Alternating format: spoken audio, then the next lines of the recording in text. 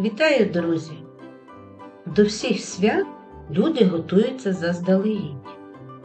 А навесні є одне свято, яке всі чекають і готуються особливо старанно. Це Великдень. Про нього поет Роман Завадович написав одноіменний вірш. Послухайте його і відчуйте святковий настрій.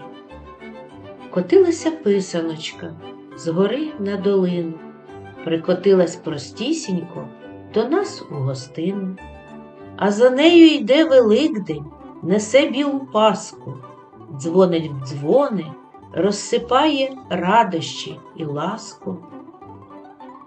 Відчиняймо воротонька, гостоньки вітаймо, Христос воскрес, разом з ними усі заспіваємо.